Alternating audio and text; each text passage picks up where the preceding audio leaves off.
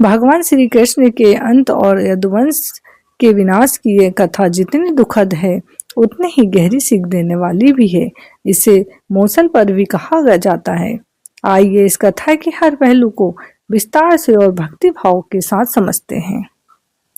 माता गंधारी का श्राप, विनाश की नींव। महाभारत युद्ध के अंत में जब पांडव जीत गए और कौरवों का विनाश हो गया, तब भगवान कृष्ण माता गंधारी के पास शोक संवेदना व्यक्त करने पहुंचे। अपने सुपुत्रों के शवों को देखकर गंधारी क्रोध और शोक में जल रही थी। उन्होंने कृष्ण से कहा, हे द्वारकाधीश, तुम सर्वशक्तिमान थे, तुम चाहते तो यह युद्ध रोक सकते थे, मेरे पुत्रों को बचा सकते थे, पर तुमने ऐसा नहीं किया। क्रोध में आकर गंधारी ने कृष्ण को श्राप दिया, जिस तरह तुमने कुरु वंश का विनाश होने दिया, वैसे ही आज से 36 वर्ष बाद तुम्हारे वंश का भी आपस में लड़कर अंत हो जाएगा और तुम एक साधारण मनुष्य की भांति वन में मारे जाओगे। भगवान ने मुस्कुराकर इस शाप को स्वीकार किया, क्योंकि यदुवंशियों का अहंकार भी बढ़ चुका था और उनका अंत निश्चित था। समय बीतता गया। एक दिन महर्षि विश्वामित्र और कर्णव द्वारका आए। शरारत में कृष्ण के पुत्र सांब को स्त्री के वेश में उनके पास ले जाया गया और पूछा गया कि इसके गर्भ से क्या पैदा होगा। ऋषियों ने अपनी दिव्य दृष्टि से सब जान लिया और क्रोध में कहा, इसके गर्भ से एक लोहे का मूसल पैदा होगा जो तुम्हारे पूरे कुल का विनाश करेगा। अगले दिन सांब के पेट से सचमुच एक मूसल निकला। भयभीत होकर यदुवंशियों ने उस मूसल को रगड़कर चूरा बना दिया और समुद्र में फेंक दिया। लेकिन उस चूरे का एक छोटा सा टुकड़ा रह गया, जिससे एक मछली निगल गई। बाकी चूरा किनारे पर इरका एक प्रकार की घास बन गया। यदुवंशियों का आपसी संहार। 36 वर्ष बाद गंधारी का श्राप प्रभावी हुआ।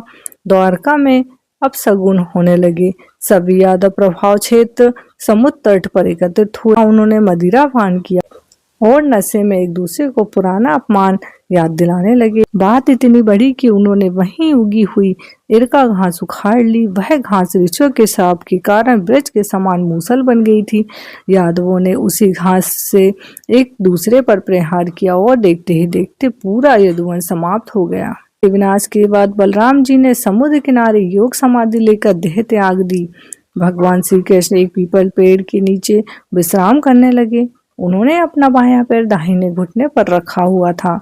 यदुवंश के विनाश के बाद बलराम जी ने समुद्र किनारे योग समाधि लेकर देह त्याग दी।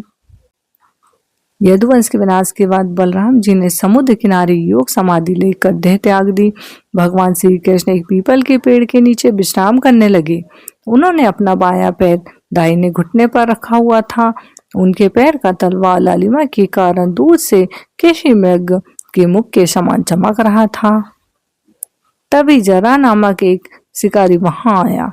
उसने दूर से चमकते पैर को हिरण समझकर तीर चला दिया।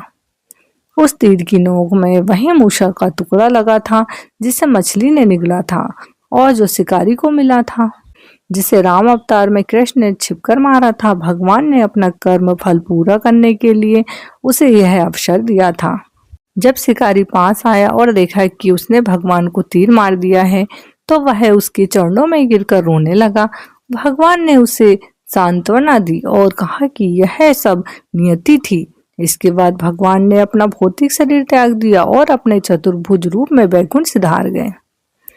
जब अर्जुन को यह समाचार मिला तो वे द्वारका पहुंचे। उन्होंने देखा कि कृष्ण और बलराम जा चुके। अर्जुन ने अत्यंत भारी मन से प्रभास क्षेत्र में भगवान श्री कृष्ण और अन्य यदुवंशियों का विधि विधान से अंतिम संस्कार किया। अर्जुन के निकलते ही द्वारका नगरी समुद्र में डूब गई। यह कथा हमें सिखाती है कि कर्म प्रधान है। भगवान स्वयं भी कर्म के चक्र, गंधारी का श्राप और वाली का बदला से ऊपर नहीं रहे। अहंकार का अंत। यदुवंश जैसा शक्तिशाली कुल भी आपसी कलह और अहंकार के कारण नष्ट हो गया। क्षणभंगुर संसार। जो आया है उसे जाना है, केवल भक्ति और धर्म ही शाश्वत है।